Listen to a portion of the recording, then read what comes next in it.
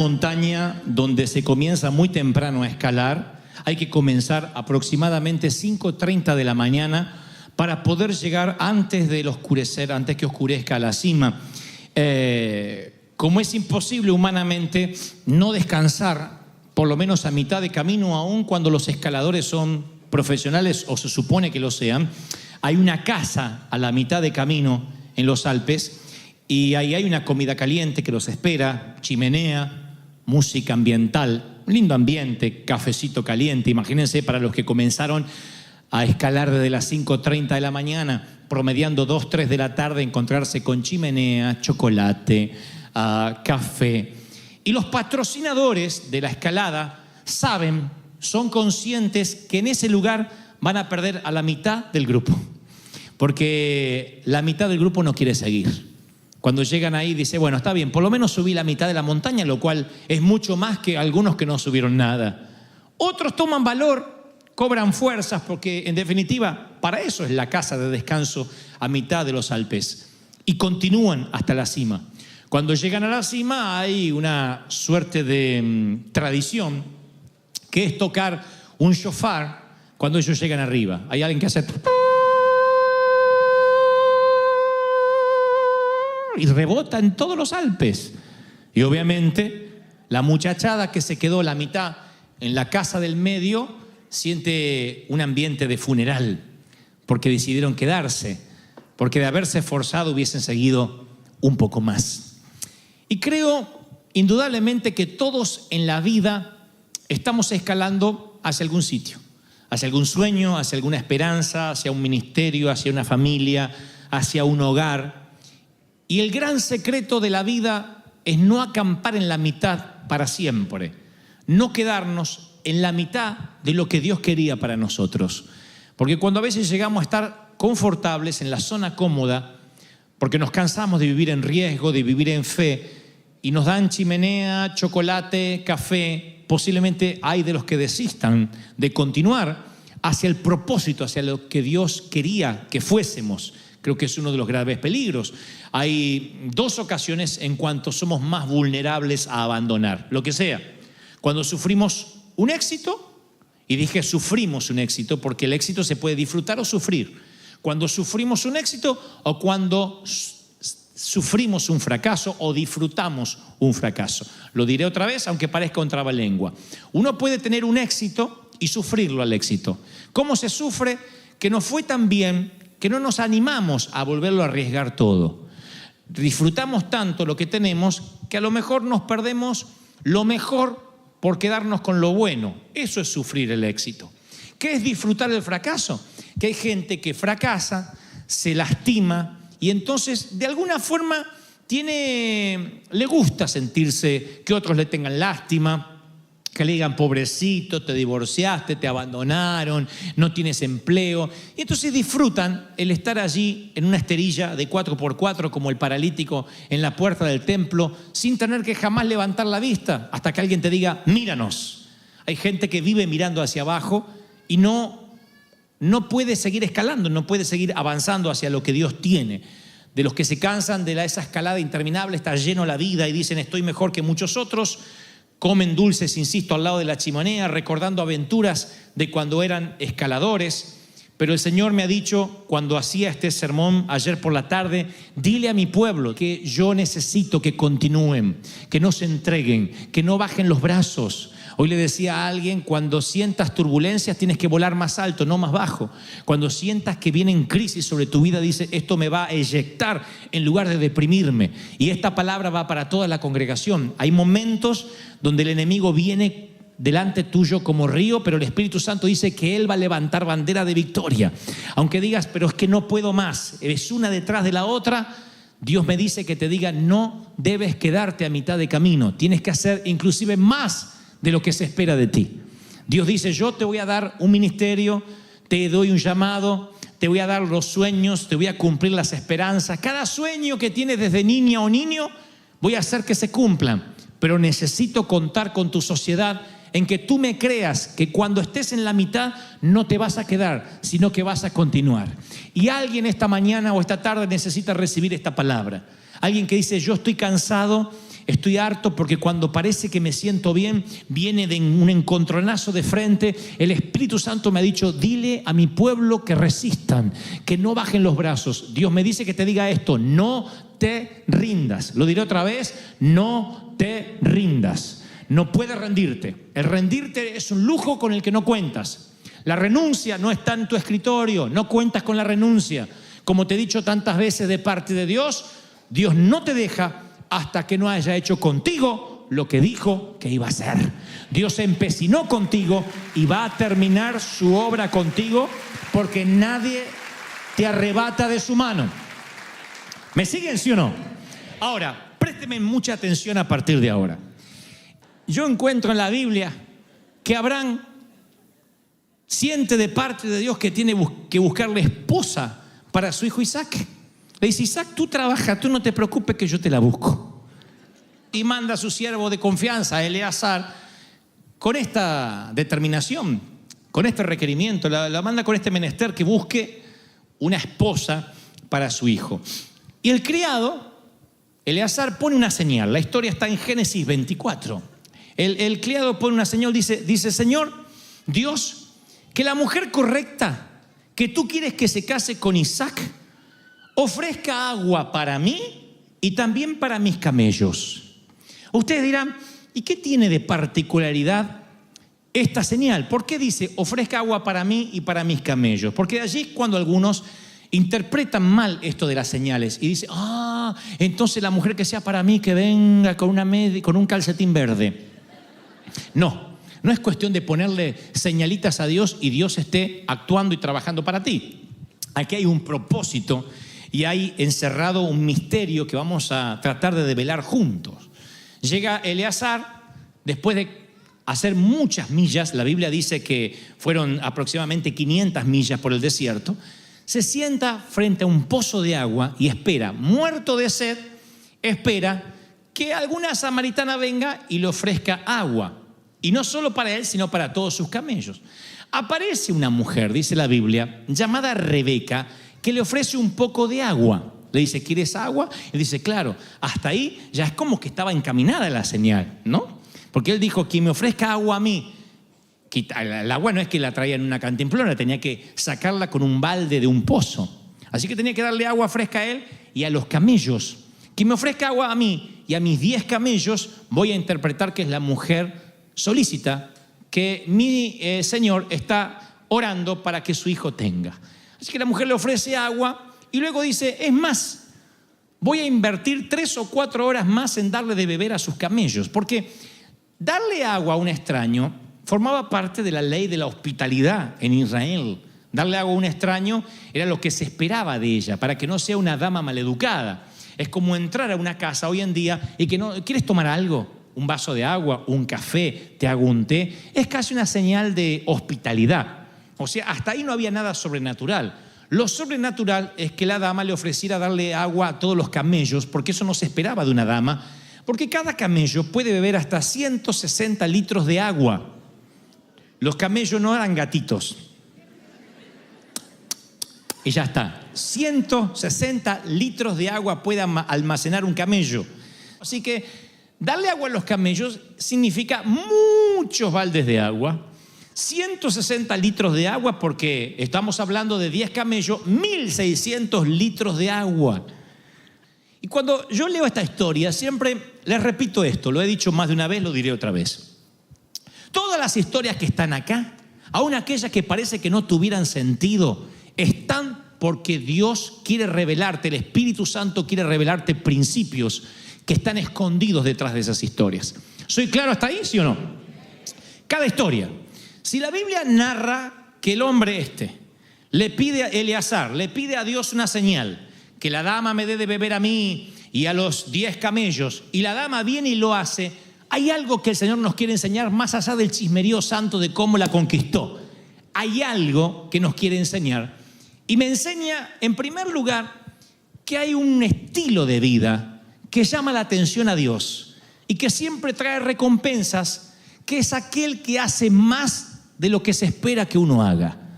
Dios nunca va a levantar ni bendecir a alguien que a mitad de la montaña, a mitad de los Alpes, se quede comiendo chocolates o bebiendo chocolate, tomando café al lado de la chimenea, cuando el propósito era que sea un escalador y que llegue a la cima. Dios no bendice gente mediocre. Por eso el Señor dijo, si te vas a construir una torre, siéntate primero, calcula los gastos y ve si tienes lo necesario para terminarla. No sea que seas una torre a medio acabar y se burlen de ti. El Señor dice, tienes que planificar tu vida. Tienes que planificar. ¿Tienes una esperanza? Todos tenemos esperanza, pero el cementerio está lleno de hombres esperanzados. Sueños que no se concretaron, proyectos que jamás se escribieron, libros que nunca fueron escritos, películas que nunca se filmaron, canciones que nunca fueron compuestas. Todas yacen en cualquier cementerio. Miles de personas tenían esperanza, pero no escalaron, no planificaron y lo que es peor, no hicieron más de lo que se esperaba.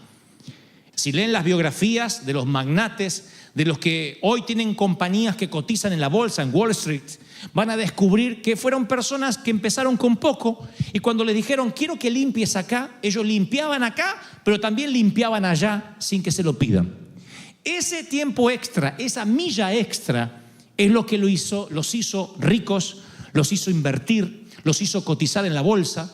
Lo peor que nos puede pasar en la vida es hacer exactamente lo que nos piden que hagamos, porque entonces solamente vamos a ser obedientes, lo cual está bien, pero nunca vamos a terminar de escalar, porque los que escalan, los que llegan, siempre son los que dicen, ¿qué más puedo hacer? ¿Qué más puedo hacer aunque me paguen lo mismo? ¿Cómo puedo ganarme el favor de mi Señor? ¿Cómo puedo ganarme el favor de mi jefe? ¿Cómo puedo ganarme el favor de los pastores?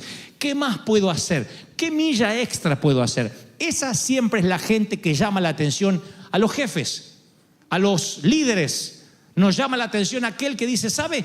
No solo vine a limpiar, pastor, lo que usted me pidió, sino que ya que estaba, vi que estaba sucio allá y también me puse a limpiar. Uno dice, wow, hay alma de siervo, hay alma de líder y hay alma de que no solo te voy a dar de beber a ti, sino a los 10 camellos que tienes. Y cuando haces algo extra, no solo atrapas el corazón de tu jefe, sino que atrapas el corazón del Señor. Y la filosofía de muchos aquí en el pueblo hispano, y me incluyo, es ¿qué es lo menos que puedo hacer sin que me despidan? ¿Qué es lo menos? Escuchen jóvenes, si estás con la filosofía, escuchen los muchachos, los adolescentes, si vas al colegio diciendo ¿qué es lo mínimo que puedo hacer para sacarme una nota y que no me despidan del colegio, que no me echen? Si vas a trabajar diciendo ¿qué es lo menos que puedo hacer para que no me despidan o para que me paguen igual? Voy a hacer solo aquello para lo cual me contrataron. Lo más probable es que nunca seas un escalador, que nunca pueda Dios utilizarte, que nunca seas alguien relevante ni para la sociedad, ni para la familia, ni para tus hijos, ni para los tuyos. Vas a ser una persona mediocre, perdida en el gris océano de la mediocridad, porque nunca estás haciendo algo más de lo que se te está pidiendo. Si eres un buen cristiano y haces una milla extra, vas a recibir las bendiciones por dar aquello que no se te pidió. Porque cuando haces lo que se te pidió, tienes que decir, siervo inútil soy, he hecho lo que se me pidió. Pero cuando haces algo más, eres parte de la sociedad de la milla extra.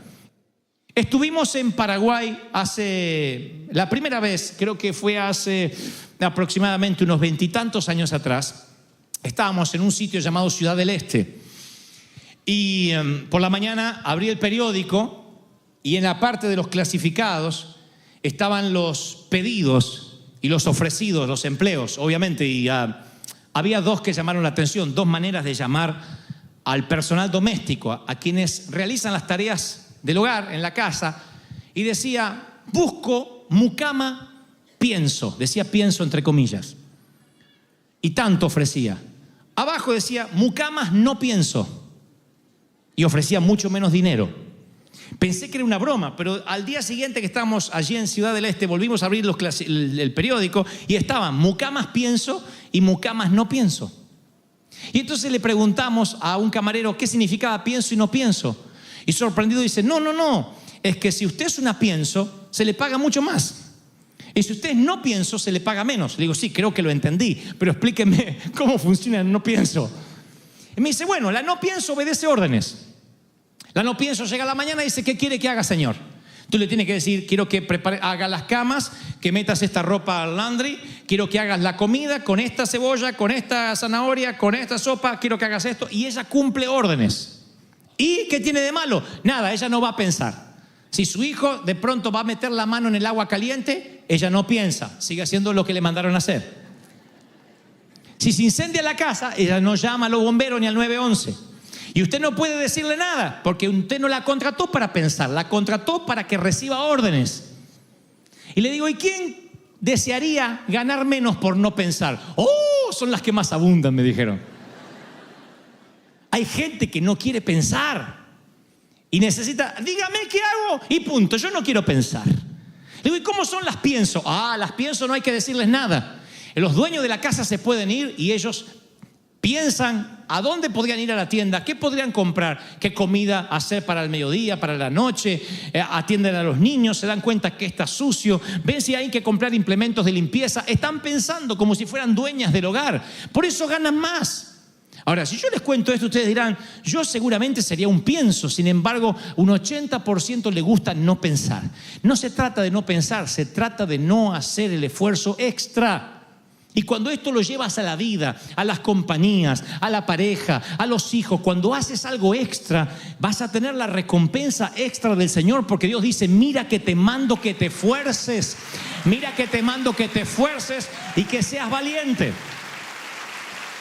Pero si nuestro pensamiento es quiero dar lo menos que pueda y recibir todo lo que pueda, quiero la máxima recompensa con el mínimo esfuerzo, eso nos va a poner en ser un no pienso y Dios te va a tener como un no pienso. Y la diferencia entre un mediocre y un siervo de Dios es que el siervo de Dios siempre espera lo que se hace de él y algo más. Jesús dijo, si alguien te obliga a llevar la carga con él 1 milla, un soldado romano, ve con él 2. No te escapes, no maldigas. De pronto ciérrale la boca y dile, no solo voy a hacer lo que me pides, sino que voy a dar el doble. Imagínense cómo cambiaría la sociedad si todos los cristianos entendiéramos esto. Tú dices, pero donde estoy me están explotando. Imagina si vas y dices, lo voy a sorprender a este. Y en lugar de ser esclavo, voy a tener el gozo de servir. De saber que si el hombre no lo ve, si el jefe no lo ve y no lo recompensa, Dios sí lo va a saber recompensar. Él sí me está viendo. Yo creo que si los cristianos fuésemos a trabajar con esa mentalidad mañana y comenzáramos a operar mediante este principio, cambiaría la cultura. La primera pregunta en cualquier solicitud de empleo sería, ¿es cristiano? Porque tu jefe no se va a entregar a Cristo porque te vea leyendo la Biblia durante la hora del lunch. Tu jefe va a querer conocer a Cristo porque un cristiano le rinde el doble que un inconverso y hace horas extras, llega temprano, se va último y dice, a mí me conviene me rinde más que cualquier otro. ¿Cuántos reciben esta palabra? Dígame, amén. Los mecánicos, mire, no solo le voy a arreglar el auto, sino que se lo voy a lavar sin costo. No solo le voy a arreglar lo que usted quiere que le arregle, sino que le voy a dar este detalle. Tú dices, pero si hago eso, voy a perder. No, porque cuando haces 1 milla extra, es más, sería lindo hasta que ni se lo digas, que lo descubras solo. No hay mejor cosa cuando vas a un sitio, te dan algo que no esperabas y lo descubres solo. Dices, wow, una vez llegué a casa, llevaba una bolsa con ropa y de pronto cuando estoy sacando la ropa me aparecen unos pañuelitos de seda. Y yo dije, me los robé. Porque yo los había estado viendo. Dije, a ver si los metí en la bolsa. Lo primero que uno busca es la alarma. A ver si está la alarma puesta. Primero que... No. Entonces dije, ¿cómo aparecieron ahí?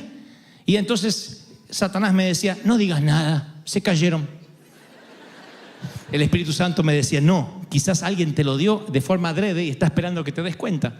Así que regresé a la tienda y le dije, veo que se le cayeron 2 pañuelos que no compré. Y dijeron, no, eso fue un regalo de la casa. Cuando me dicen es un regalo de la casa, a lo mejor el pañuelo no valía nada. A lo mejor el pañuelo era irrisorio el valor. Pero algo estaban construyendo en relación a mí, lealtad. Cuando das algo extra, cuando das algo al Señor, cuando das algo extra a la iglesia, cuando le das algo extra al jefe, lo que construye es lealtad. Vas a tener un cliente de por vida. Vas a tener alguien que te va a elegir y tu empresa va a aumentar su valor. Tu capacidad va a valer más porque estás dando siempre más de lo que se espera de ti. ¿Nunca han ido a comer a un restaurante donde te dan exactamente lo que pides? Ni un pancito extra, ni una mantequilla, nada.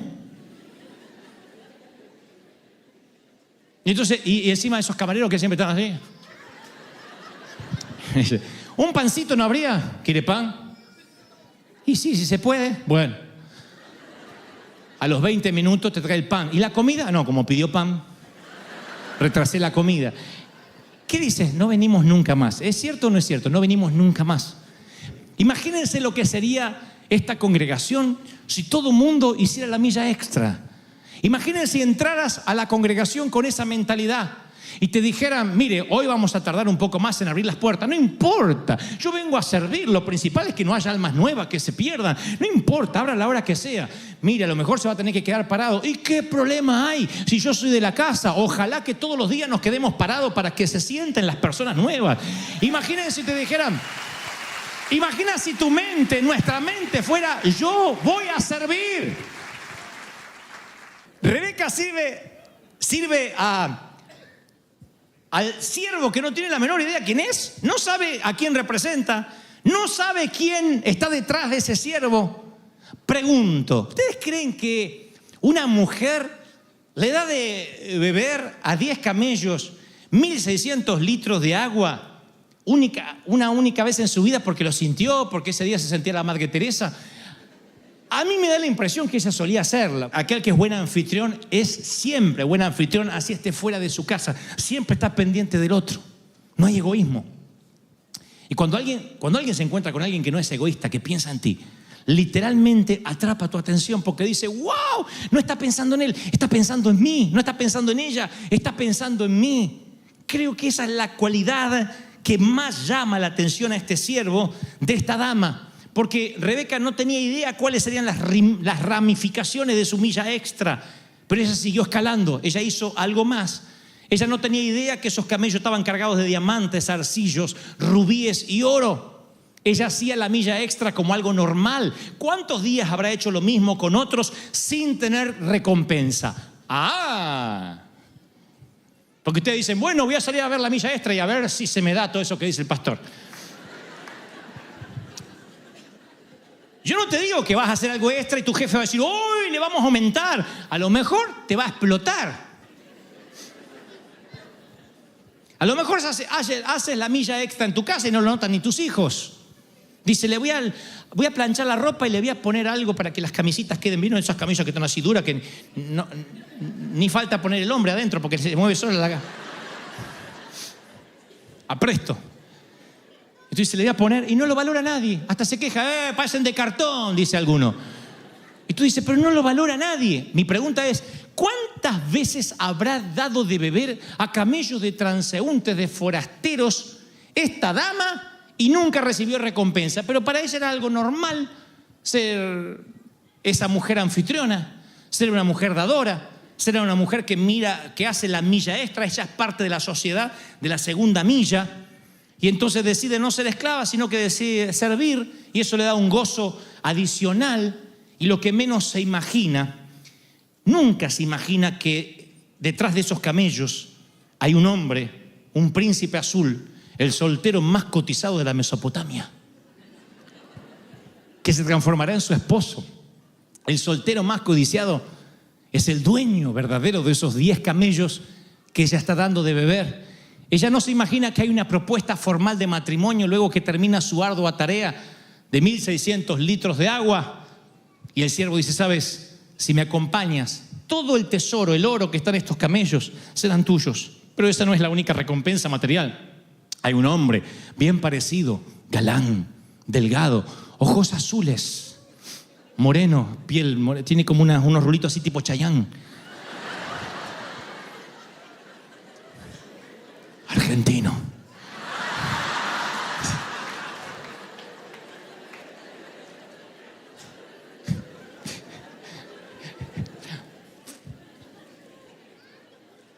La mujer no sabe que va a cambiar su destino en un segundo de milla extra. Todas las grandes puertas giran sobre pequeñas bisagras. Nunca lo olvides.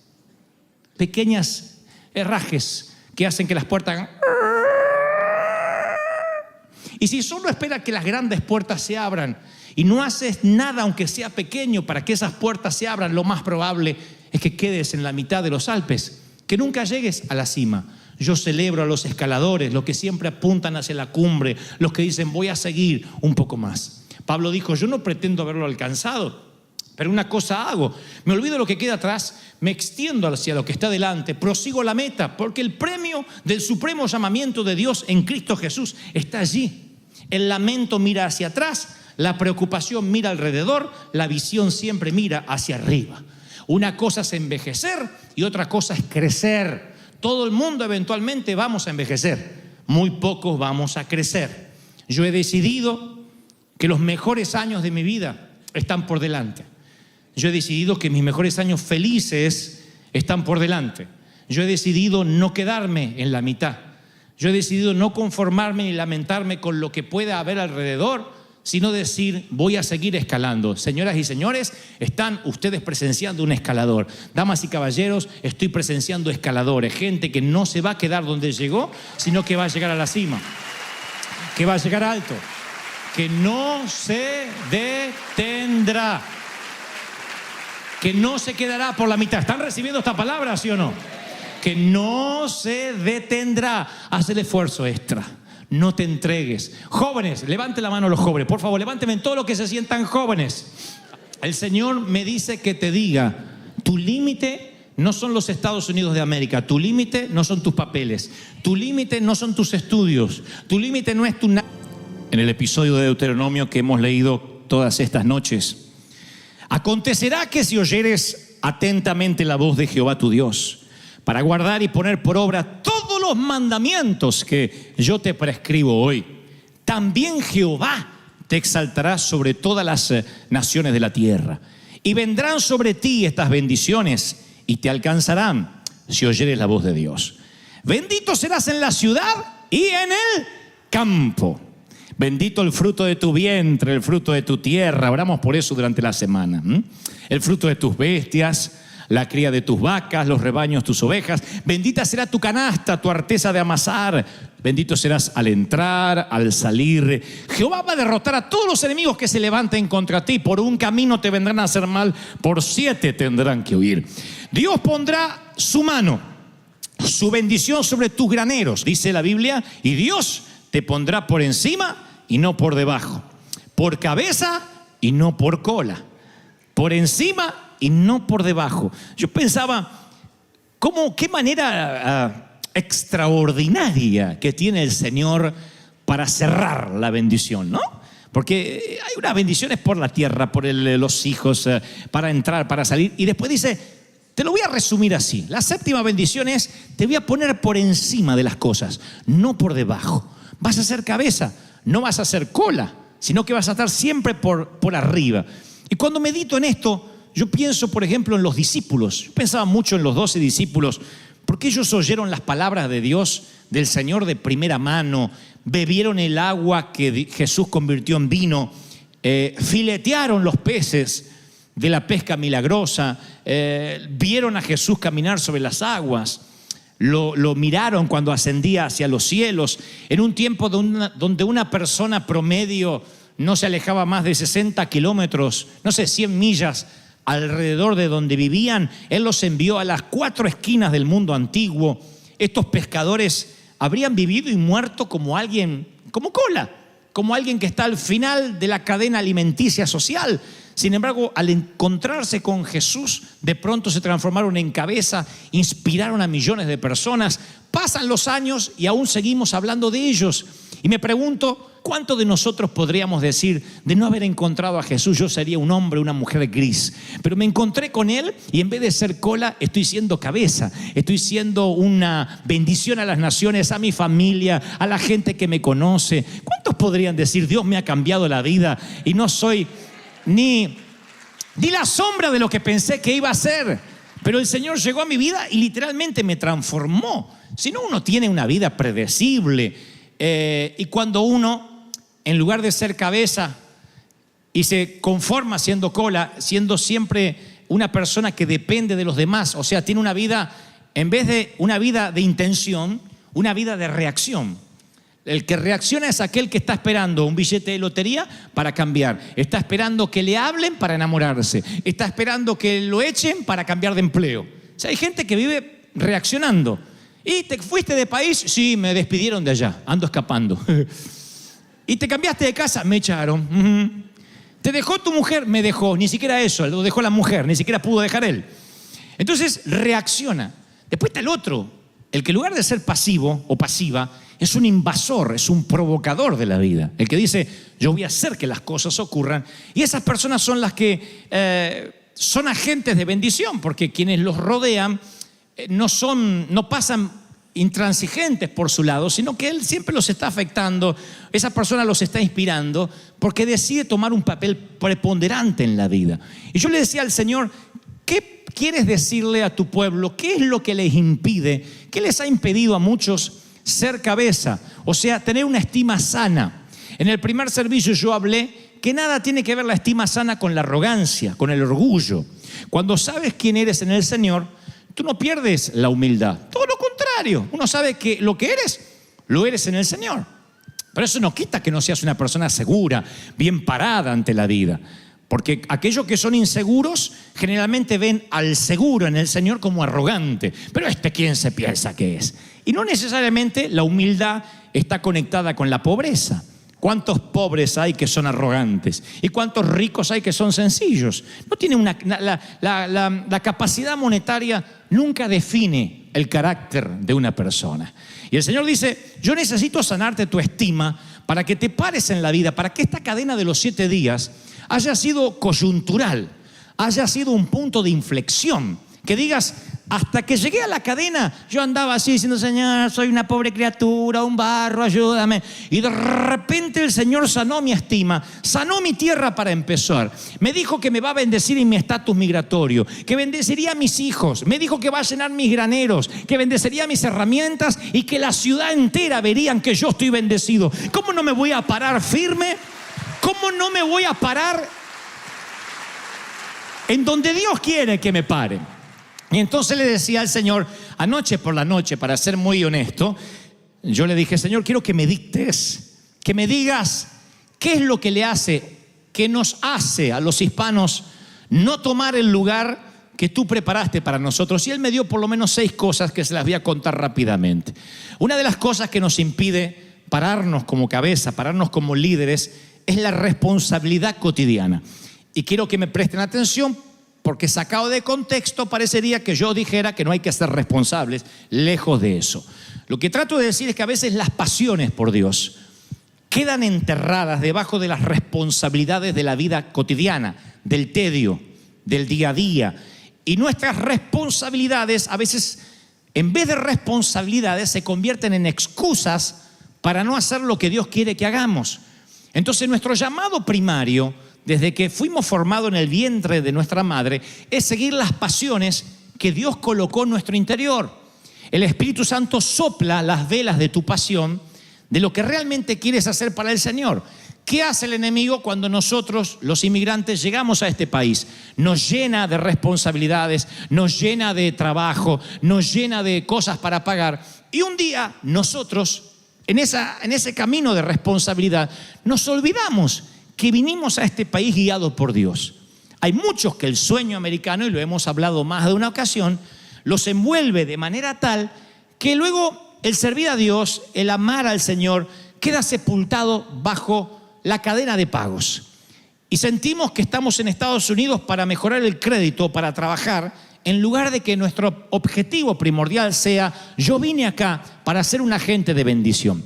¿En dónde? En el trabajo, claro, en la empresa, en lo que Dios te mandó a hacer. Pero llegaste a este país, llegamos a este país para ser de bendición donde vayamos. Hagas lo que hagas, estés en el fregadero o estés diseñando un edificio. Lo que Dios te haya puesto a hacer, estamos aquí para ser agentes de bendición. Y el Señor me decía, dile a mi pueblo que muchos están tan encerrados en su cotidianidad, tan envueltos en lo que tienen que hacer a diario, que en pos de esa responsabilidad sacrifican el llamado. Siempre en la vida nos suele pasar una cosa así, donde decimos, pero si trabajo de sol a sol, ¿cuándo Dios quiere que ore? Dios dice, antes que trabaje de sol a sol, quiero que ores. Como decía David Cho o Yonggi Cho, hoy tengo un día ocupadísimo, tengo tantas citas y tantas contratos para firmar que necesito estar mínimamente 3 horas con el Señor desde la madrugada. Porque él sabía que no podía tomar ninguna decisión sin primero estar en comunión con el Señor. Entonces la responsabilidad cotidiana, el tedio, nos impide ser cabeza y a veces nos deja por cola durante años. Lo segundo es la rutina. Y yo sé que es casi tan sutil como la primera, como la responsabilidad. Porque una buena rutina no tiene nada de malo. Lo malo es cuando esas rutinas se vuelven ritos vacíos que nos meten en una jaula religiosa. La rutina no es levantarse y tomarse el mismo café todas las mañanas, sino que la rutina también puede ser venir los domingos a la iglesia. Hoy es domingo, a la iglesia. Por eso el Señor, lo único que me viene repitiendo hace 8 años es: no permitas que lo sagrado se vuelva común. Es lo único que me ha dicho el Señor por 8 años y no sé por cuánto tiempo más en su providencia divina me lo dirá. Cada vez que le digo: Señor, ¿qué quieres que haga? Dile a mi pueblo que lo sagrado no se vuelva común. Por eso es importante a veces cantar cánticos nuevos, porque surgen palabras nuevas, sentimientos nuevos. Y así como las rutinas hacen que los músculos dejen de crecer, también se atrofian los músculos espirituales. Yo viví por años con músculos espirituales atrofiados, yendo a la iglesia desde niño y cantando mecánicamente, himnos que no sabía ni lo que decían, palabras que yo repetía, que no tenía la menor idea ni lo que significaba la traducción, pues la cantábamos así porque era la hora del himno. Nunca entendimos por qué se bendecían los niños, por qué se bautizaba la gente. Bautismo, entrega de niño, y entregábamos al niño. Decía, ¿me lo van a devolver? Yo pensé que lo entregaba. La cosa es que la rutina atenta contra nosotros. Y Dios dice: te he puesto para que seas cabeza, no cola, para que la gente te vea, se inspire. Pero la rutina nos va tapando. Satanás es sutil. Lo más probable es que no te tiente con una prostituta, en el caso de un varón. Lo más probable es que no te tiente para que diga: ¿por qué no te vas a emborrachar con tequila? La tentación de Satanás es envolverte en una rutina tediosa, en una vida gris. Y un día, sin que te des cuenta, como pasaba con los televisores, los primeros que llegaron en color, yo recuerdo que de a poquito iban perdiendo el color. Un día el Chapulín Colorado dejó de ser rojo y se transformó en gris. Y después todo fue perdiendo el color. No sabemos qué pasó, pero un día la televisión se volvió blanco y negro. ¿Cuánto hace que tu vida se transformó en blanco y negro? ¿Y qué vas a hacer para que regrese el color? No hay peor cosa que decir: otro día más. Otro día largo más. ¿Cómo fue que me vi envuelta en esta rutina? ¿Cómo llegué a envolverme en esta cárcel? Y claro, Dios viene y te dice: la bendición de Deuteronomio es sanar tu tierra, tu entrada, tu salida, tu economía, tus graneros, el fruto de tu vientre. Serás cabeza y no cola. Y tú dices: ¿pero cómo voy a ser cabeza? Si yo creo que ni la cola soy lo que sale de la cola, allá al fondo. La rutina produce eso.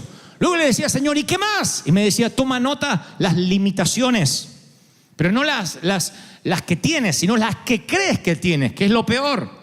¿Se acuerdan que Abraham está bajo un techo de 2 metros cuando hace la oración de que no puede tener hijos? Y el Señor le dice: no, quiero que salgas de la tienda y veas el firmamento, porque esas estrellas se van a convertir en memoriales de lo que yo voy a hacer. Cada vez que anochecía y él miraba las estrellas, él recordaba que Dios estaba por fuera de un techo de 2 metros. Y el Señor me decía una y otra vez: dile a mis hijos que no se pongan techos que le impida ver mi gloria. Porque a veces el árbol se nos viene acá y no podemos ver el bosque. Y estamos tan preocupados, ensimismados, con algo que no podemos pagar, con un desengaño amoroso, con una traición, con lo que sea. A veces se rompe el auto. A veces la cafetera no funciona y me consta que hay gente que se les cae el mundo y el día a causa de la cafetera. Entonces los demonios, cuando van a reportar al comandante en jefe, al jerarca Satanás, dice: ¿y qué tal fulano de tal? Y hay que mandar refuerzo, 4 o 5 demonios más, porque es terrible. Este tipo ora, se quiere levantar, quiere ser cabeza, inspirar. Ay, me tiene podrido. ¿Y por qué está así? Y porque está yendo a River seguido, porque no falta la cadena. Che, ¿y qué sabe de la otra fulana? No, esa. Lo mandamos al demonio más raquítico, el más torpe. Le rompió la cafetera y ya está maldiciendo a todo el mundo. Con esa ni gastemos en demonio.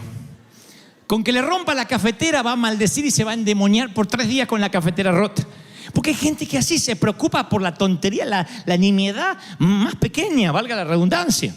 Porque está bajo un techo de 2 metros y se siente limitado. Ahora, yo quiero decirte esto, recordártelo. A Dios le encanta usarte cuando te sientes limitado. Nunca vas a estar listo. Nunca vas a tener el dinero suficiente, el tiempo suficiente, la energía suficiente. Y eso es lo que te hace estar en la cola. Decir, no, algún día voy a ser cabeza. Ahora yo no puedo. Si tú te sientes limitado, vas a sentirte limitado el resto de la vida. Yo nunca olvidaré la historia de... A ver si trato de acordármela porque de verdad no la repasé antes. Pero es un muchacho japonés. Se llamaba Chiune Sugihara. Yo los tengo ahí en el archivo mental. Ahí empiezan a bajar los mails.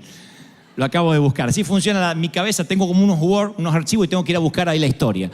Chiune Sugihara era un muchacho que nació sin su brazo izquierdo. Pero él tenía las ganas de practicar taekwondo. Él quería practicar artes marciales.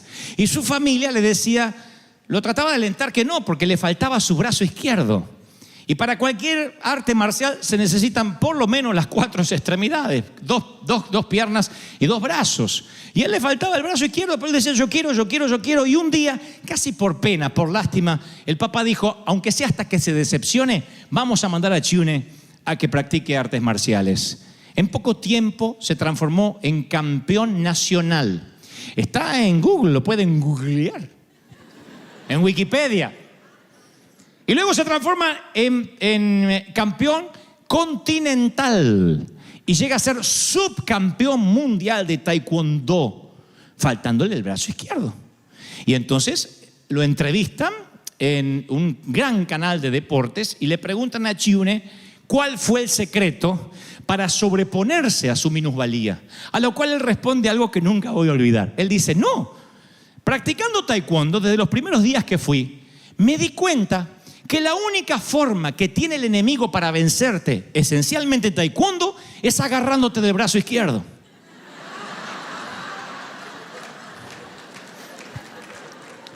Así que soy un hombre invencible. Siempre se toma del brazo izquierdo y se pega con la otra mano. Así que como él no tenía brazo izquierdo, los enemigos no sabían dónde agarrarlo. Tus limitaciones es muy probable que sean justamente lo que Dios quiere potenciar. Mis limitaciones eran no hablar. Lo he contado un montón de veces. Liliana lo sabe porque su suegra, o sea, mi difunta madre, se lo ha contado muchas veces. Decía, este muchachito nunca habló. No hablé hasta los 5 o 6 años de edad.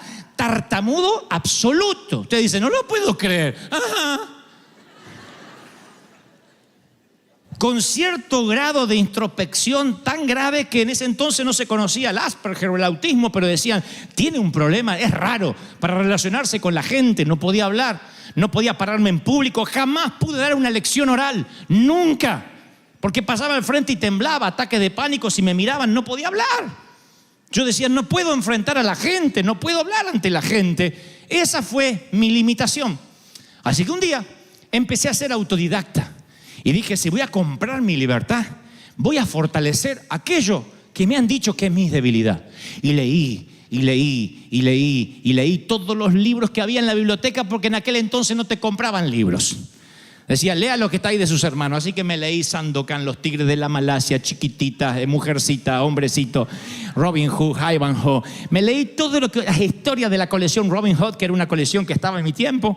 Después de eso se me acabaron los libros y empecé a leer libros de historia y biografía y libros de geografía. Me aprendí los mapas y empecé a repetirlos en voz alta, una y otra vez, porque decía, algún día, quizá, necesita hablar ante la gente. Si esa es mi debilidad, voy a transformarla en mi fortaleza. Eso sumado a orar, a buscar al Señor. Y Dios un día dijo, ya está listo para que se abra paso en el mundo de los predicadores.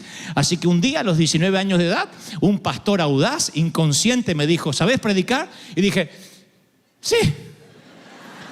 Y salí a predicar. ¡Un desastre! Hice. Le prendí una zarza a Noé. Puse a Moisés arriba del arca. Una ballena le habló a Balaán. El burro no sé quién se lo llevó. No sé las cosas que hice. Pero ahí estaba yo recordando todas las historias y hablándome, tomando mis archivos Word, como dice recién con el japonés, a ver qué me acordaba de todo el depósito que había sumado durante la época en que me decía, tienes un techo de 2 metros. Yo no sé qué fue, quién fue que te limitó. Pudo haber sido un profesor, una maestra, tu padre, tu madre, un abuelo, o la situación o el entorno. Alguien te dijo, nunca serás cabeza, estás condenado a ser cola. Yo te digo en el nombre del Señor, el Señor me dice que te diga que tienes permitido decir, diablo, tu abuela es la cola. Yo voy a ser cabeza, voy a estar por encima y no por debajo. Voy a estar por arriba. Dios me va a bendecir. Alguien tiene que decir amén. 4, el Señor me ha dicho, no solo las limitaciones, no solo la rutina, no solo la responsabilidad, sino la culpa.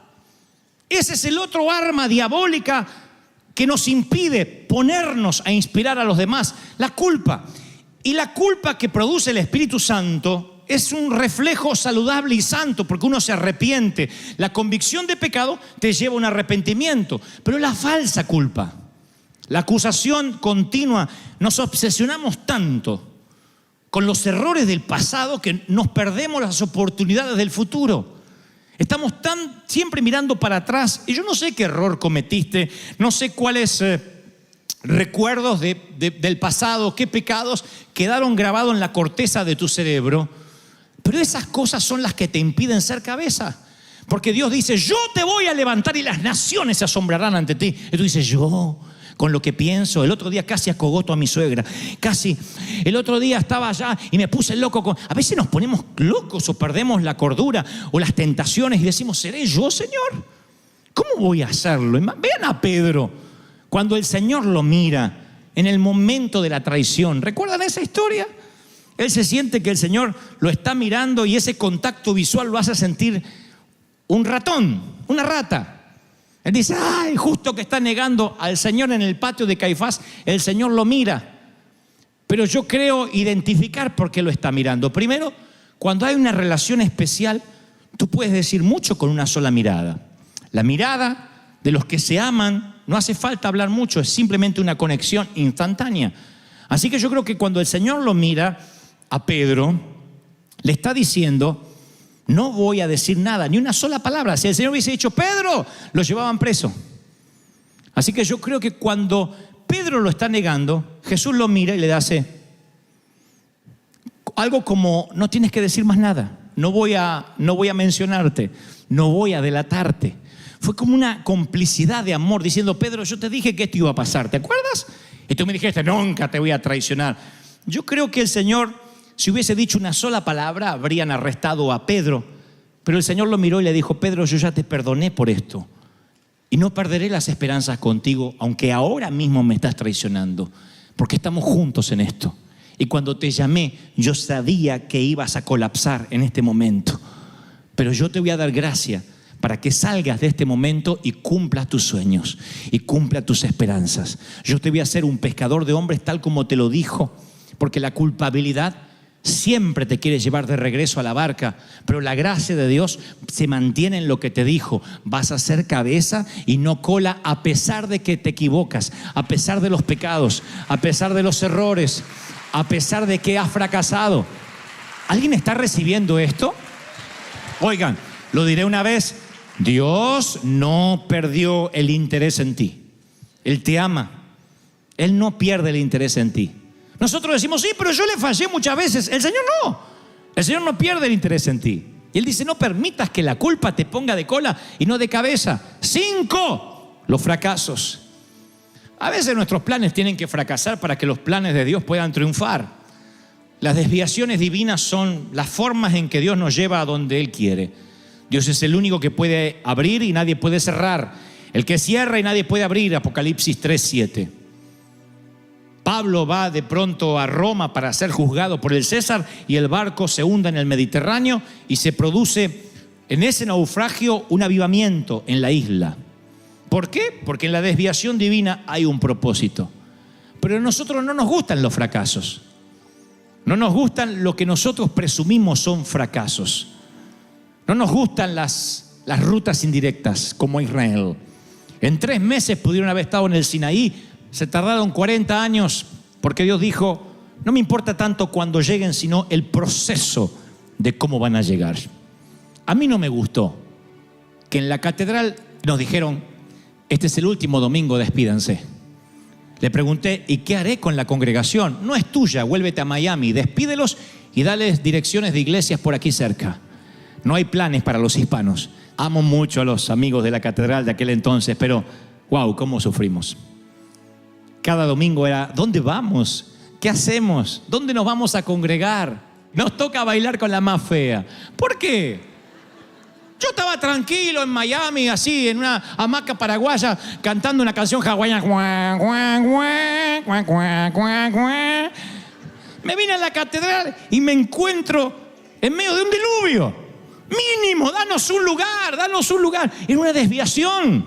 Y el Señor riendo, diciendo: tus preocupaciones, tus fracasos siempre son éxitos para mí. Déjame que yo tenga un lugar que los voy a bendecir, que voy a abrir puertas, que las naciones se van a sorprender y vendrán del mundo, de Argentina, de Colombia, de Filipinas, a ver lo que Dios está haciendo en este río que no se detiene. Alguien tiene que decir amén.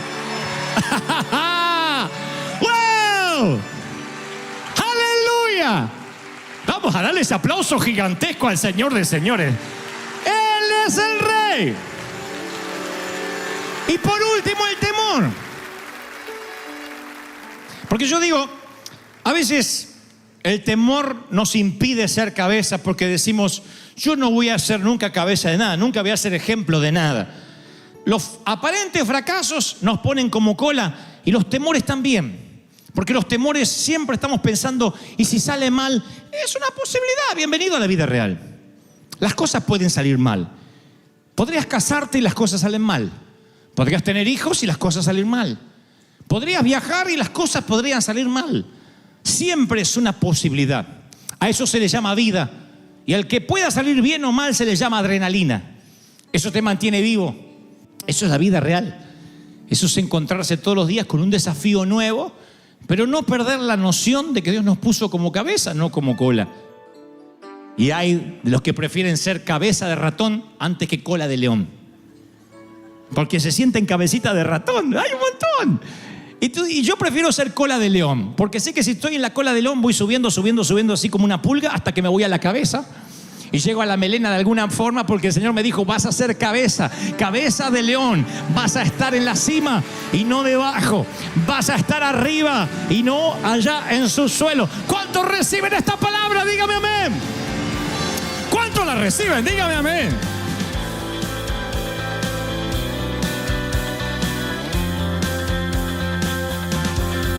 Que en los Alpes suizos hay una montaña donde se comienza desde muy temprano a escalar si se quiere llegar a la cima. Hay que comenzar a escalar promediando a las 4:15 de la madrugada para poder llegar a la cima antes que caiga el sol, porque después hay que bajar. Es imposible pernoctar en la montaña por las bajas temperaturas que hacen el pico. Por eso los que organizan la escalada colocaron una casa o una cabaña a mitad de camino, de 1885. Escribe un libro y dice en esa obra: bajo el microscopio encontré que los copos de nieve eran milagros de belleza y parecía una pena que esa belleza no fuera vista y apreciada por los demás. Cada cristal era una obra maestra de diseño y ninguno era repetido. Cuando un copo de nieve se derretía, ese diseño se perdía para siempre. Tanta belleza se había ido sin dejar atrás ningún registro. Wilson persiguió su sueño por más de medio siglo y acumuló 5.381 fotografías que fueron publicadas en su obra magna Cristales de Nieve. Más tarde, Wilson tuvo una muerte muy apropiada a su vida, una muerte que resumió su vida, porque Wilson contrajo neumonía después de caminar 6 millas a través de una tormenta de nieve buscando copos o atrapando copos, y murió el 23 de diciembre de 1931. Así que cuando yo leía la historia, la recordaba porque yo la había leído hace unos años, dije que quería morir de esa manera, no de neumonía, sino que me gustaría muriendo haciendo lo que me gusta hacer, haciendo lo que Dios me llamó a hacer. Y si me mata lo que estoy haciendo para Dios, que así sea. Qué linda manera de irse, ¿no? Haciendo lo que Dios nos manda hacer. Por desdicha, muchas personas mueren antes que el corazón deje de latir. Y empiezan a morir el día que dejan de soñar los sueños de Dios, que hemos hablado mucho tras este púlpito acerca de eso. Lo que hicieron los hombres valientes de David era que encontraron un sueño por el cual vivir. Cada vez que yo leo la historia de los valientes de David, digo, esa gente había encontrado un sueño por el cual valía la pena vivir y también morir.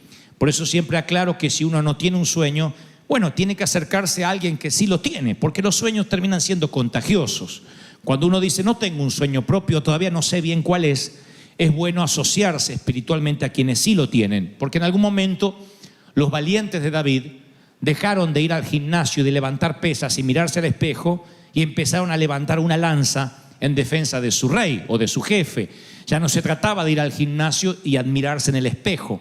Hacer ejercicio puede ser alentador, pero siempre y cuando haya una motivación, haya una maratón, una competencia, una pelea, porque el desafío nos mantiene vivos, la visión nos mantiene alineados. El pueblo sin visión se desenfrena, dice la palabra. Y la visión, el sueño nos da ganas de vivir. Por eso uno puede hacer ejercicio para bajar libras, para tener un cuerpo perfecto o porque voy a competir. Y siempre dice que los que van a competir o se preparan para una maratón tienen más ganas de levantarse por la mañana e ir al gimnasio. De otro modo, cuando no hay motivación, dices, ¿para qué? Y empieza la flojera y no lo haces. Esto en términos espirituales es exactamente igual. Necesitamos un objetivo en la vida para seguir adelante, una causa noble que nos mantenga comprometidos, un sueño del tamaño de Dios para no desmotivarme, porque nosotros no morimos, insisto, cuando nuestro corazón deja de latir. Morimos cuando nuestro corazón deja de romperse por las cosas que le rompen el corazón a Dios. Cuando ya no tenemos carga por las almas, cuando se nos olvida que estamos en esta tierra con un propósito. Ahí es cuando comenzamos a morir.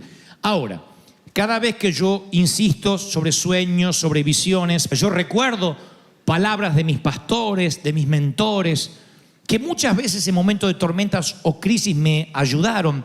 Yo los llamo esos momentos génesis, el momento de los inicios.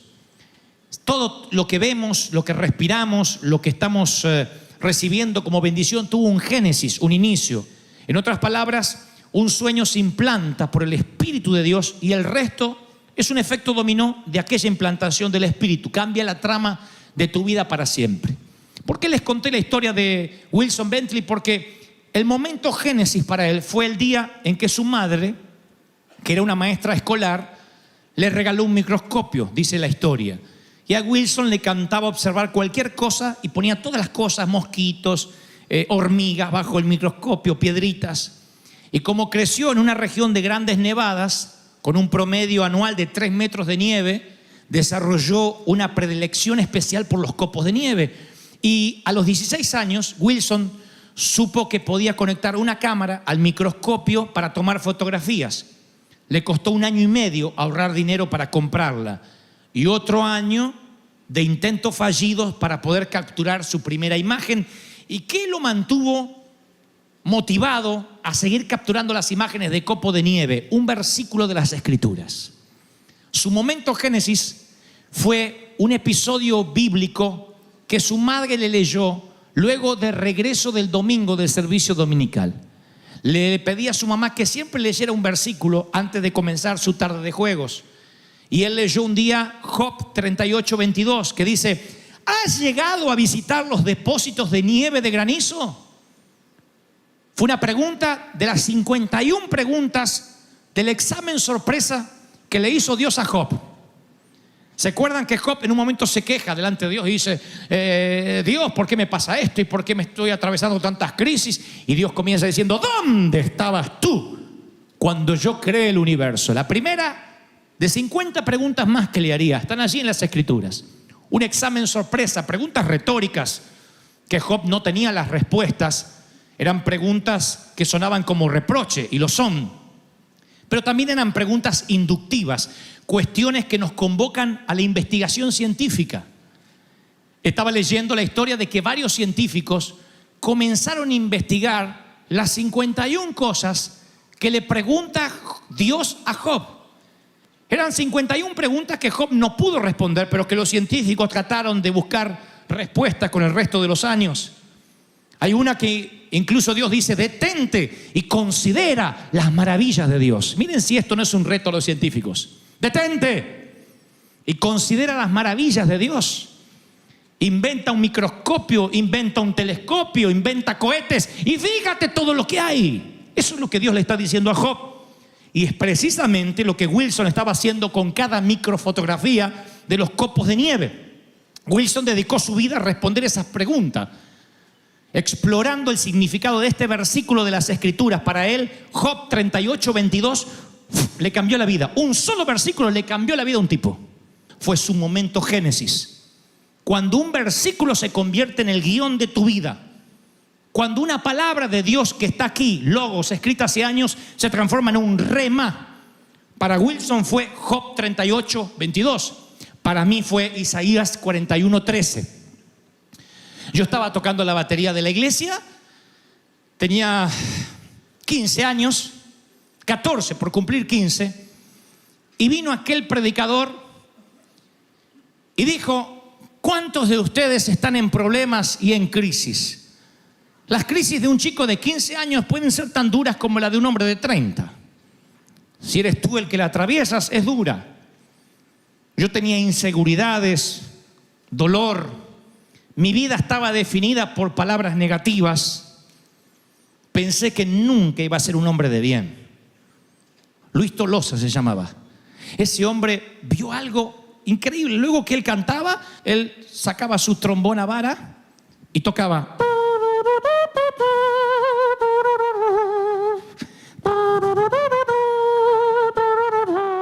Todos mirando hacia el trombón ungido. Llorábamos.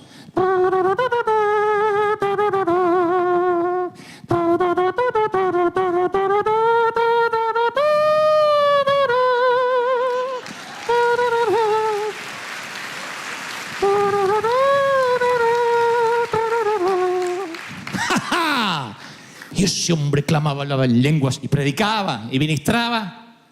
Y luego de decir: yo sé que estás en crisis, habló de pruebas, habló de cómo Dios te fortalece. Y lee Isaías 41:13.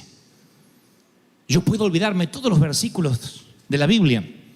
Puedo olvidarme San Juan 3:16, no me olvidaré nunca Isaías 41:13, porque si para Wilson aquel versículo de Job determinó su vida y lo instó a investigar e instigar los copos de nieve, a mí Isaías 41:13 revolucionó mi vida de la forma en que yo lo oí. No era un hombre, no era Luis Tolosa leyendo el versículo, era Dios diciendo: Dante, porque yo, Jehová, soy quien te sostiene por tu mano derecha, flaquito. Y te dice: no te rindas, Dantecito, yo te ayudo. Eso caló en mi corazón. Eso llegó a lo más profundo de mi ser. Y lloré. Y el Señor me dijo: no temas, yo te ayudo. Y ahí supe a los 15 años que Dios y yo éramos mayoría. ¿Cuál versículo estás escudriñando, interpretando o traduciendo en tu vida? Si te dijeras, ¿cuál es tu pasaje? ¿Cuál? Leía la historia del Tabernáculo de Brooklyn, una iglesia famosa por su coro que se ha alzado ya con 6 Grammys. Es una iglesia famosa y si ustedes quieren escuchar un coro extraordinario pueden buscar en YouTube el Tabernáculo de Brooklyn. Nosotros a veces sacamos algunos coros de ahí. Al final de los 1800 la iglesia del Tabernáculo de Brooklyn tenía un edificio de 6.000 asientos. Y durante el siglo siguiente la congregación perdió el fuego, perdió el ADN de su pastor. Cada vez menos, cada vez menos, cada vez menos. Llegó a tener 30 personas y allí fue cuando Gene Simbala se convirtió en pastor. Y él comenzó a orar y estaba haciendo tratar de girar el barco, pero nada de lo que intentaba funcionaba. Y oraba y en cierta ocasión se dio por vencido y se fue a las costas de Florida a unas vacaciones forzadas, a un tiempo sabático, diciendo: soy un fracaso como pastor. Y allí, tratando de pescar, el Señor vino a él y le dijo: si tú y tu pueblo se ponen a orar, y mi pueblo se pone a orar, perdón, y clamar en mi nombre, nunca te faltará algo fresco para predicar. Voy a suministrar todo el dinero y los recursos que se necesita, y nunca tendrás un edificio lo suficientemente grande para contener a la multitud que voy a enviar. Así que él apostó todas sus canicas a esa promesa de 2 Crónicas 7:14. Si se humillare mi pueblo, sobre el cual mi nombre es invocado, y oraren y buscaren mi rostro y se convirtieren de sus malos caminos, yo iré desde los cielos, perdonaré sus pecados y sanaré tu tierra. El momento génesis de Gene Simbala fue intentando pescar en las costas de Florida, donde a él no fue Isaías 41:13 ni el versículo de Job de Wilson. Para él fue Crónicas 7:14. Su momento. Y a partir de allí, con un solo versículo, empezó a pastorear la iglesia más grande de los Estados Unidos de América. Dios empezó a enviar la gente y le decían: ¿cuál es su método? Si se humillare mi pueblo. Fue una sola palabra. A veces pensamos que tenemos que estudiar y estudiar y estudiar, y prepararse intelectual y teológicamente es bueno. Pero ¿cuántos teólogos necios hay pululando por ahí? ¿Cuántos que saben tanto de Biblia y están llenos de rencor y de odio? ¿Y cuántos niños hay por allí en el Señor? Digo, aunque sean adultos en edad cronológica, que no saben mucho de Biblia, pero tienen 1, 2, 3 versículos y dicen: yo lo único que sé es que Dios es amor. Y con eso predican, con eso bautizan, con eso sanan, con eso reprenden. Lo único que necesitan es un momento génesis. Alguien tiene que decirme amén. Y la puerta a mi futuro no terminó con Isaías 41:13 ni el saxo de Luis Tolosa. Un par de semanas después llegaba un barco, un transatlántico, que portaba 10.000 títulos de libros diferentes. Había tocado 500 puertos y había recorrido 100 países. El barco llegó a las costas de Buenos Aires, Doulos se llamaba. Y yo le rogué a mi mamá y a mi papá que me llevaran. Yo la convencí a mamá diciendo que podíamos encontrar libros de matemáticas que me ayudaran. Y ella dijo: ok. Y fuimos. Dios iba a cambiar mi vida con un libro semi escondido en todas las estanterías. Yo primero obviamente fui al lugar de los niños, había lugares de superhéroes, lleno de libros y libros y libros. Recorría el barco Doulos y de repente hay una portada de un libro que marcaría mi destino como autor, como escritor de libros muchos años más tarde. He escrito 8 libros a la fecha y yo jamás pensé que iba a escribir, porque papá me decía que yo tenía un problemita en la cabeza. Me decía siempre: a lo mejor la cabeza no te da. Esa frase me da tanta bronca. Y bueno, hijo, a lo mejor la cabeza no te da. Y a mí me desafiaba eso, porque yo decía: tú, Willa, me va a dar la cabeza, me va a dar la cabeza. Mamá decía: sí, te va a dar, hijo. Y papá decía: no. Bueno, estoy recorriendo el barco Doulos y encuentro una portada. En el libro hay un indio, un indígena colombiano, motilón. Los de Colombia saben, conocen los indios motilones. Está cruzando los dedos allí. Y el título es: por esta cruz te mataré. Bruce Olson, el autor del libro. El hombre está así. Le voy a hacer la cara de la portada. Muy feo es algo. Y bueno.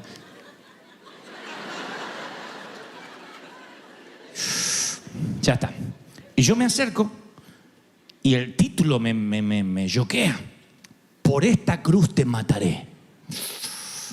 No tiene una cruz. Está inventando una cruz cruzando sus dedos.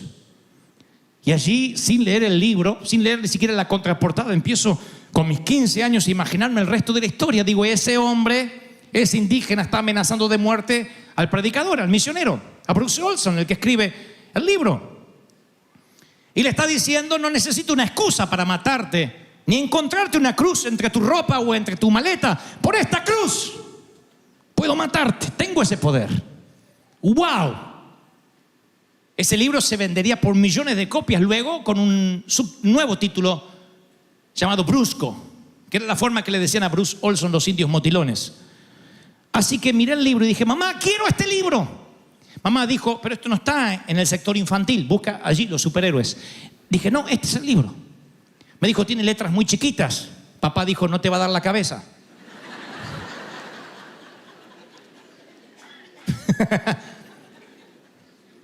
Y la puerta del futuro se abrió para mí.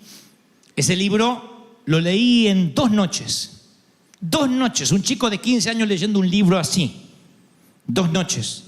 Sembró una semilla en mi espíritu a 3 niveles de profundidad. Hablaba del evangelista, del misionero Bruce Olson, gringo, que llega entre los nativos de Colombia, los conocidos motilones, y durante semanas lo único que puede comer son gusanos. Le dan gusanos hervidos, gusanos vivos, gusanos crudos, gusanos empanizados, gusanos. Se los sirven en una hoja, en una planta. No puede predicar porque lo acusan que si le encuentran una sola cruz lo han de matar, y entonces empieza a escribir y escribe un libro y empieza a narrar historias de lo que está viviendo, historias fascinantes. Historias extraordinarias. Lo que tuvo que pasar ese hombre es increíble. El continente no lo ayudó, quedó en medio de los motilones, las pestes arrasaban con cientos de vidas y él estaba allí escribiendo, y mientras que él escribía, yo sin querer estaba aprendiendo a escribir, a redactar, a contar historias, a no redondear, a no repetir frases. Dios estaba formándome como un orador, como un predicador, en una cama, en una pequeña casa, en un verano de allá, cuando tenía 15 años, con un libro de alguien que lo escribió sin pensar que iba a afectar colateralmente a este flaquito que alguna vez le dijeron, yo sé que estás en crisis, me lo dicen tus ojos, porque yo, Jehová, soy tu Dios, quien se sostiene de la mano derecha y te dice, no temas, yo te ayudo. ¡Wow!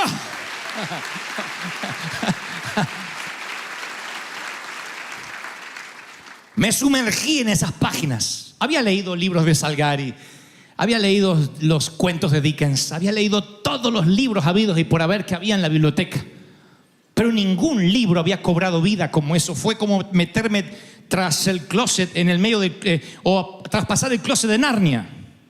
Se me abrió un mundo. Yo conviví con los motilones, comí gusanos con él. Quisieron atraparnos, nos escapamos juntos. Le ayudé a Bruce Olson. Fuimos amigos. Oramos juntos por las noches. Rogamos que no nos mataran. Y se nos tembló la piel, se nos erizó la piel y nos corrió un frío por la espina dorsal cuando a la mañana siguiente uno de los caciques motilones empezó a buscar una cruz en nuestra tienda. No la encontró, él me dijo, Dante, ocúltate, no había cruces. Y entonces dijo, por esta cruz te mataré. Yo dije, ay, no puedo esperar hasta el próximo capítulo. Claro que Bruce nunca me conoció, pero yo estuve en su libro. Yo caminé con él, yo lo viví. Y Dios empezó a hablarme de una manera no convencional. Ya no necesitó un hombre portando un trombón. No necesito un predicador. Dios habló en la quietud de mi habitación. Vine a adorar a Dios. Y dediqué mi vida a servir al Señor. Le dije, Señor, te quiero servir. No sé si algún día podría hacerlo como Bruce Olson. Algún día fantaseé en hacer una película para interpretar a ese hombre. Y dije, no sé si algún día puedo hacerlo, pero quiero servirte. ¿Qué fue lo que pasó? Hoy recordaba muy temprano por la mañana aquel libro. Ya por cierto no lo tengo. Y recordaba aquel libro y dije, ¿qué fue lo que pasó? Y el Espíritu Santo me dijo, oigan, te lo voy a regalar por la misma ofrenda y a los mismos que no pusieron ofrenda hoy. El Señor me dijo, el rema, la palabra que se hace carne en ti, no solo puede venir de las Escrituras, sino que yo puedo hablarte con lo que quiera. Dios puede hablarte y redireccionar tu vida con un versículo bíblico o con un copo de nieve. Si prestas atención, si abres los ojos, si algún día miras las montañas de California, no sea que haya una revelación que te estás perdiendo. Algo que Dios te quiere hablar. Para eso tienes que mantenerte atento. Estar a 2 centímetros del piso, porque no sabes cuándo Dios te va a hablar. No sabes cuándo un hombre que porta un trombón puede mirarte a los ojos por primera vez. Quizás has oído muchos sermones de este humilde pastor y servidor, pero tal vez sea el de esta mañana, en que sea tu momento Génesis, en que diga, wow, no había pensado en eso, no tengo un versículo de cabecera, no había pensado en un libro que pudiera cambiar mi destino. Años después yo me transformaría en un autor. A pedido de una editorial escribiría el primer libro, Pasión de Multitudes, con mucho temor, con una computadora. Liliana recuerda que teníamos una computadora que casi no escribía y yo ni la entendía. Con 2 dedos escribía así, con 2 dedos, todo un libro. Pero ¿saben qué me alentaba a escribirlo? Que yo decía, si el libro de Bruce Olson pudo tocar en el barco Dolos a un niño de 15 años, ¿a quién yo podré tocar con este libro? Han pasado ya 30 y tantos años. Voy a Bogotá, Colombia, la semana pasada y me dice el oficial de migraciones, tu libro Pasión de Multitudes hizo que redireccionara mi vida. Dejé la droga porque caí de rodillas con tu libro. ¿Sabes lo que es eso? Le digo, oh, claro, yo estuve en la selva con los motulones. ¿Cómo no voy a saber lo que es eso? Yo sé lo que una palabra, un libro, un versículo puede redireccionar tu vida. ¿Te das cuenta? Hay cosas que cambian tu vida para siempre. Nunca subestimes un mensaje, un versículo, un abrazo, una palabra profética dada en el momento adecuado puede ser el catalizador para el sueño de otra persona y tu vida cambia. Pregúntaselo a David cuando llegues al cielo. ¿Cuál fue tu momento Génesis? Y él te dirá, fue aquella mañana en que alguien dijo, David, renacuajo, te llama papá. ¿A mí? Sí, a ti. Seguramente perderán el tiempo, pero por favor ven. Y muy de última instancia lo llaman y se para tembloroso con olor a oveja delante del profeta y Dios le dice a Samuel, este es, márcalo, úngelo, porque será rey sobre Israel. Imaginen la cara de los hermanos, la cara del padre y de las ovejas.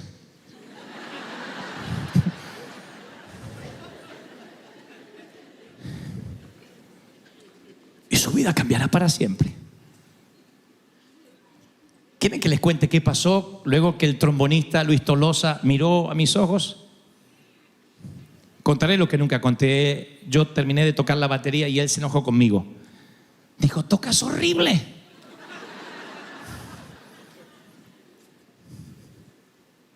Yo era un muchacho de muchas palabras, dije. Pero ¿sabes? Creo que no vas a morir tocando la batería. ¡Habla! Me dijo. Le digo, ¿qué? Y me dijo, ven, dame un abrazo. Dame un abrazo. Y me dio un abrazo. Yo le llegaba por acá. Me dio un abrazo fuerte, así. Llegué a casa, le dije, mamá, voy a orar. Y entonces me encerré y tomé la guitarra y empecé, vine a adorar a Dios. Y abrí Isaías 41:13. He aquí yo, Jehová, soy quien te sostiene con tu mano derecha. Vine a adorar. Y cantaba y lo harté a Dios con vine a adorar. Dios dijo, no me adores más o cambiame la canción. O adorame con otra cosa, ya está, ya está. 2 semanas después tenía el libro, por esta cruz te mataré en mis manos. Y Dios me metía en la historia de este hombre y transformaba mi vida y me marcaría para el resto. Esos son mis momentos Génesis. Tienes que tener alguno. Haya pasado hace 2 años, 3, 4, tienes que tener un momento donde tu vida ya no fue igual. Aún si no conocías a Dios. Tuvo que haber un momento donde dijiste, ¿existes? ¿Es esto la felicidad? ¿Cuál fue la pregunta que determinó el resto de lo que luego te iba a ocurrir? A personas como Wilson, un versículo en Job hacen que se dedique toda la vida a la investigación científica de copos de nieve. A otros hacen que una iglesia de 30 como a Jim Cymbala se le transforme en una multitud tomado de un episodio, si arrodillara mi pueblo, si se arrepintiere de sus malos caminos. A otros Isaías 41:13 nos trajo hasta aquí. Mal o bien, con errores y con virtudes. Pero hoy, si no tienes tu momento Génesis y dices, no puedo recordar ninguno, no sé Dante, no me viene ninguno. Bueno, Lo bueno es que estamos reunidos aquí y hoy podría ser tu momento Génesis y hoy te vamos a profetizar alguna palabra. Te la vas a llevar en el corazón y te prometo que tu vida va a cambiar tal como la conoces. Dice el Señor, te trajo aquí para hablarte. ¿Están listos para saltar del asiento, ponerse en pie y decirle yo quiero hoy?